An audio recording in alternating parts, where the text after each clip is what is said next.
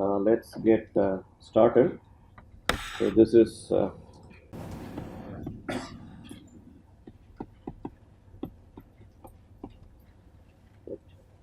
all right. So what we'll do is we'll look at discrete time signals first, and then we'll draw parallels to the continuous time counterpart. Things that are similar, we'll reinforce them so that the ideas get set in more, and there will also be important differences.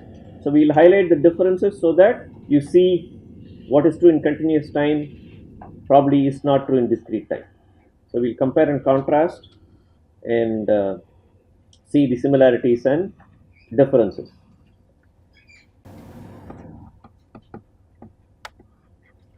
Signal, as you all know, is something that conveys information. So this is a quantity that conveys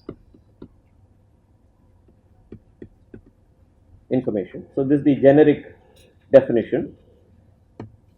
In our context, we typically use the notation x of t to denote a signal. So this is what was happening in continuous time, and this is a signal whose independent variable is called t, and this in general can take on complex values. So mathematically this is a scalar function of one variable, and the independent variable is called time, though it need not be time, but we will use the word time as a, and in general this can take on complex values. And here t belongs to the set of real numbers. T spans the interval between minus infinity to plus infinity. The corresponding counterpart in discrete time is x of n, and this is again in general can take on complex values. N, however, belongs to the set of integers. So this of course is 0, plus or minus 1, plus or minus 2, and so on. So this is a discrete time sequence or signal. So we will interchange the use of the word sequence and signal. And unlike in the continuous time case where the independent variable can take on all values between minus infinity to plus infinity, in the discrete time case you are limited to n belonging to the set of integers. And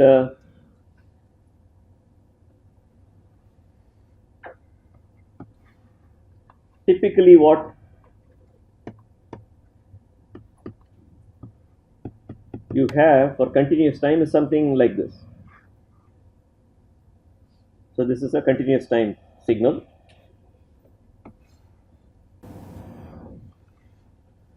In the discrete time case, the independent variable is little n, and little n belongs to the set of z, and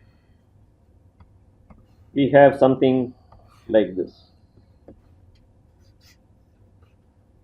So this is 0, 1, 2, minus 1, minus 2, and so on.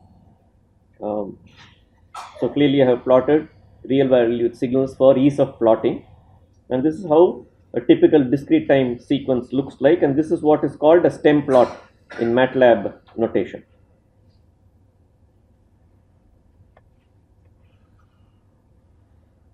Just to reinforce some of the differences that can arise, now let us look at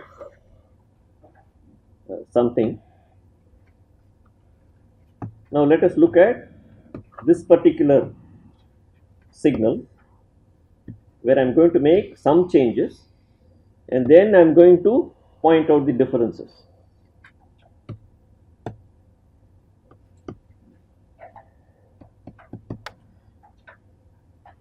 So this is now continuous time signal. This looks very similar to the discrete time sequence. In fact, I cut and pasted that figure, and I've merely changed the axis. And the point that I want to convey about this is that this continuous time signal is defined for all t. Therefore, if I now ask you what the value of the function is at say 1.5, the answer would be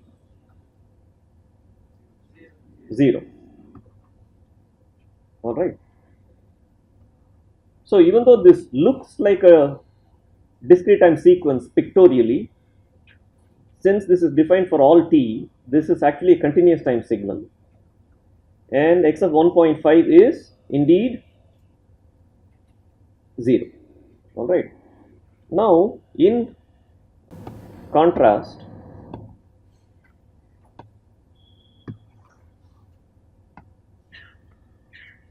so it's exactly the same plot that I drew. Okay.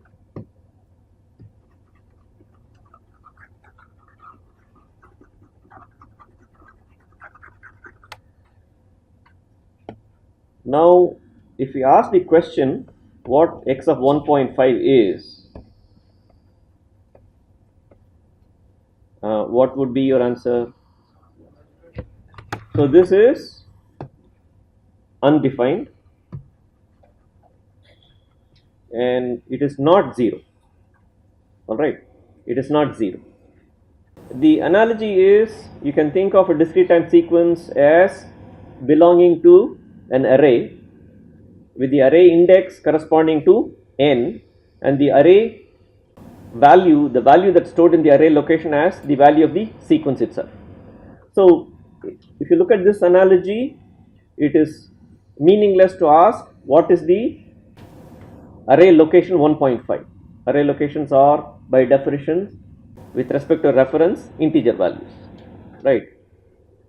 Therefore, just as it is meaningless to talk about array location of 1.5, the moment the array location of 1.5 becomes meaningless, then the content at that location also is a meaningless question. Therefore, in terms of discrete time sequences, the independent variable takes on only the set of integers, and hence things like x of 1.5 is undefined or meaningless. So this is an important difference between continuous time and discrete time. And in this course, we will only be focusing on one-dimensional signals. That is, the independent variable will be one dimension and the value of the function also will be one-dimensional.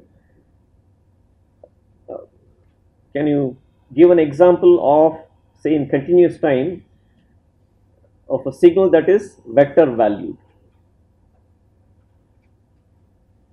The common signal that happens in real world that is vector valued. No, I'm talking about the value of the function being vectors. Here, x of t belongs to a set of complex numbers which is a scalar. X of n similarly belongs to a set of complex numbers which is a scalar, right? So the dependent variable is a scalar. I am now asking the question, what about an example of a real world signal where the dependent variable is a vector?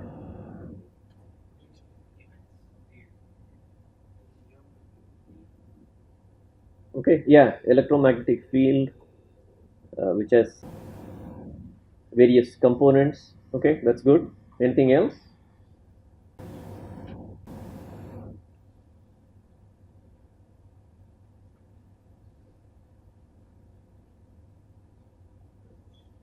An ECG signal in which several leads are stuck at different parts of your body and then recordings are made. The independent variable is time, and yet at every instant of time you have a whole bunch of related measurements.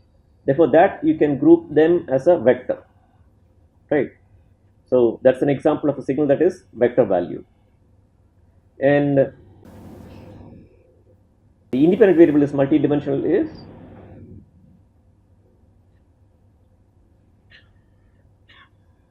an image, right? An image, the independent variable are the x and y coordinates. The dependent variable is still a scalar here. It's just a pixel value, which is a number, whereas the independent variable is two-dimensional. All right. So that is as far as a planar image goes. If if you have an image in 3D, then the independent variables are x, y, and z. All right. So there are all these several classifications of signals. The other classification that you can think of is deterministic versus random, and so on. So in this course, we'll be considering only the independent variable being scalar or one dimensional. The dependent variable also will be scalar or one dimensional. Okay, and the independent variable will be called as time, although it need not be time.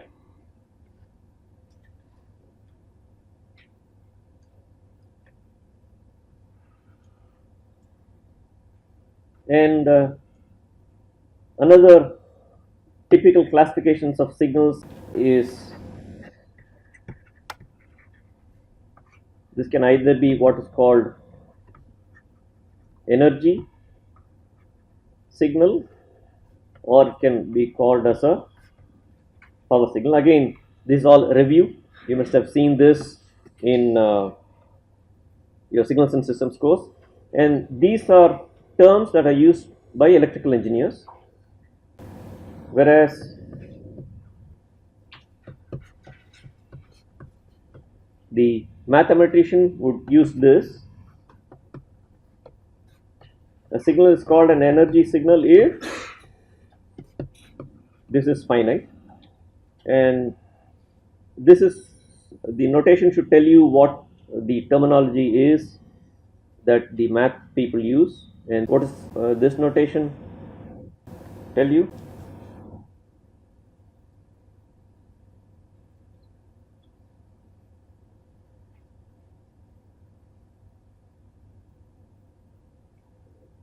This is the 2 norm. This is the L2 norm of the signal. All right, and so this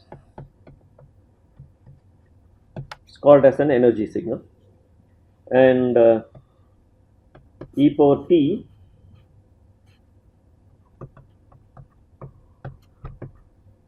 so this is e power minus t greater than or equal to 0. So this is indeed an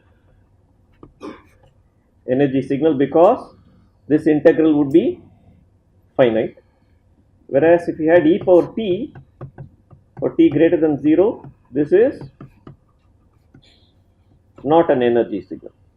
And we call this energy because we are used to thinking of these as voltages and currents. And if this were to represent a voltage or a current, and if this were passed through a 1 ohm resistor, then the power, energy. So that is the reason why we are using these terms in this context. And for the discrete time case, so this is typically what they use is they just say this. So this is square integrable, right? If it's an energy signal, the signal is square integrable. In terms of the discrete time case, it is square summable. So this is again energy signal, and typical example is a power n for mod a less than 1 and n greater than or equal to 0. This is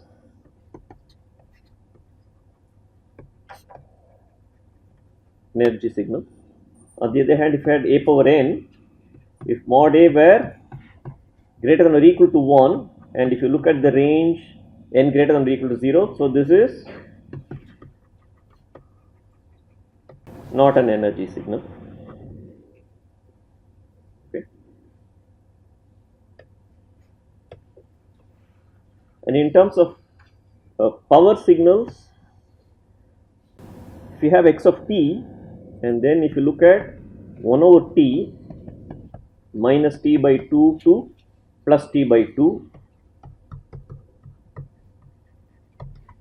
and then if you take the limit t tending to infinity, if this limit exists, then this is called a power signal. and A cos omega naught t plus theta is an example of a power signal.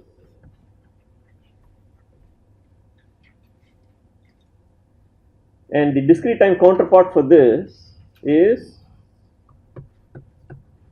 1 over 2n plus 1, n going from minus cap n to plus cap n.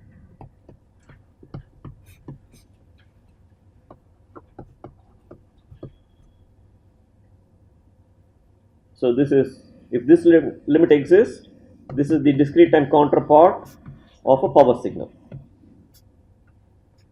And A cos omega naught n plus theta is an example of a discrete time power signal. And typically, signals that are periodic are power signals. Can you think of a periodic signal that is not a power signal?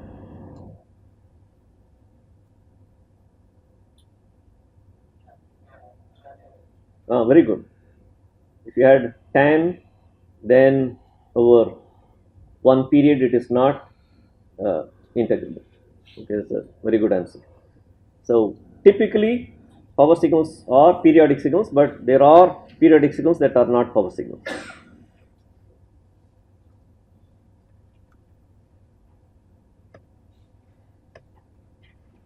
Now let us again continue our comparisons between discrete time and continuous time signals.